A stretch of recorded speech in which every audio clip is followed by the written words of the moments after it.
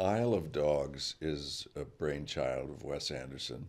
And with all of Wes Anderson's films, stories, it's like opening a present and you have no idea what's inside. And you're surprised. You're introduced to worlds that you're not familiar with. And I think that's what great artists do, as Wes is. He, he invites people in to see cultures and sensibilities of areas that you're not aware of, languages, and not just, it's just beautiful. And this is no different. Isle of Dogs has themes that are addressing socio-political conditions that we are facing, not just in our particular country, but everywhere in the world. And audiences will glean those ideals from a variety of different places. Basically, though, it's about love. It's about placement. It's about identity.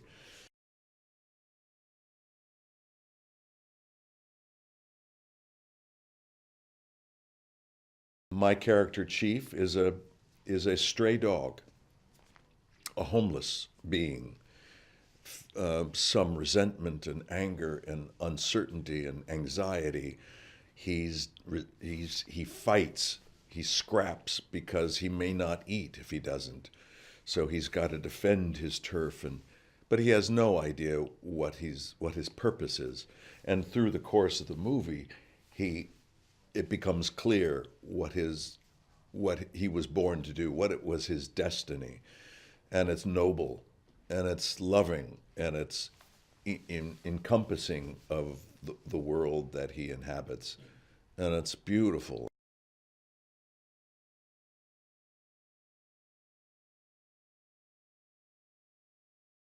The frame of mind, really, though, not to contradict you, is just to allow yourself to feel those traits, those idiosyncrasies of that character. We have always transferred our own human experiences and personalities onto our pets.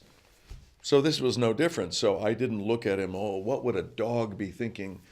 No, a dog is capable of love and anger and fear and all those things that humans can feel. So just bring those human traits to the surface, and then whatever note that you're bringing, the other actors are bringing other notes, and then it's up to Wes Anderson to be the conductor of this orchestra and to be able to play it a little more of that, a little less of that. Now we need that, and be that person to bring all those notes into create a symphony.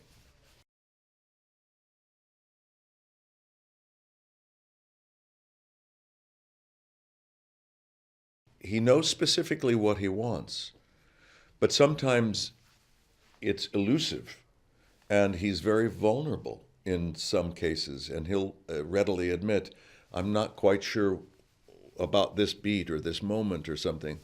And that is a wonderful trait in a human being because he's offering up his own uncertainty at any given point, to which actors embrace that kind of vulnerability.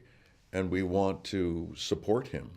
And the only reason that actors come back and back and back to work with him is because of that nature. He's not dictatorial, but he's not a doormat either. He knows where he wants to go, but sometimes the route is circuitous and you don't actually know which door to open to get to it. And so you use that collaborative sensibility to be able to help each other get to his vision.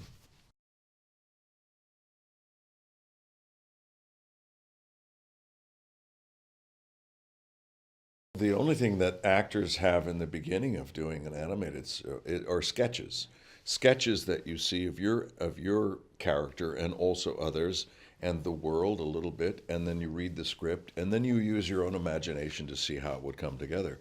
And even still, as imaginative as you can be, the world of Wes Anderson is another level.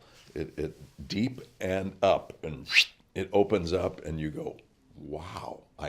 I couldn't have imagined this with the the cumulative factor of the vision and the sound and the music and the language and the culture, and it's like a bouquet of flowers that you receive, and it's magnificent.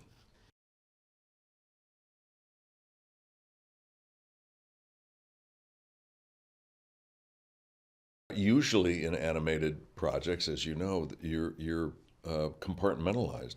Um, in the previous animated projects that I've done, I've always been on my own. And so you just heavily rely on the director to be able to say, I need you to if be a little angrier in this note because the response is, hey, take it easy, you know. So you give over to that. In this case, about 2.5 years ago, we were able to get together in New York with Wes, and in the same booth was Bob Balaban, Edward Norton, and Bill Murray and myself. So that's four of the five members of this pack. Jeff Goldblum, who is very antisocial, would not be a part of this group. I'm busting his chops. He just wasn't available. He was doing a movie. And so he wasn't available to do it. He had to record it separately. But it's you know it's beautiful to be able to see how they're playing it and where does my character fit in. And once again, it's up to Wes to cast it at properly so that he has the clarity and distinction of the characters in his mind and be able to direct it accordingly.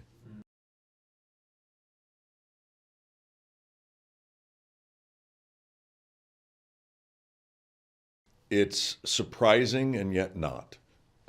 Surprising in the sense that, like any good art, you're introduced to things that you're not familiar with, elements that you wouldn't have thought of, that Wes's own imagination will allow. And that's the glory of working with him. Um, and on the other hand, you knew that it was heading in the general direction of where it could be. So you're not shocked by, oh, I had no idea it was, but you're just wonderfully surprised. You know, it you have an idea of what you hope it to be, and then it's 10 times better than that, and so you're you're delighted basically, and I can't wait to work with him again. He's generous and open and collaborative, and and just a lovely man to be with.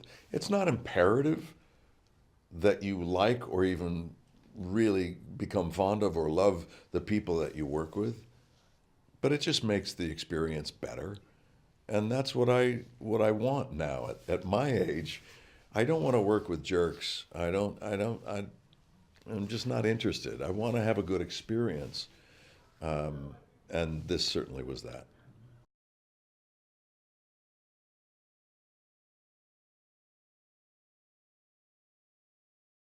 Well, Isle of Dogs is about identity, searching for one's identity, asking yourself, where do I belong? What is my destiny in this world? I think a lot of people are looking for that. On a more meta level, it deals with social issues and political issues on immigration and xenophobia, greed, fear mongering. Are we being manipulated into, as a group, into believing certain things are true when they're not necessarily true? To stop and think, I know this is what we're told, but let me decipher this and see if it's the truth. And in this day and age of fake news and post-truth reality, I think it's more important than ever to communicate with others, feel what's right for you, and communicate with your friends and feel what is the message. So these are themes that anyone from around the world can pick up through this movie. But also, it's very entertaining. It's very heartfelt. It's funny in many places, and you follow this journey, and you invest in the character of these dogs as you would any human being. It's really a beautiful film.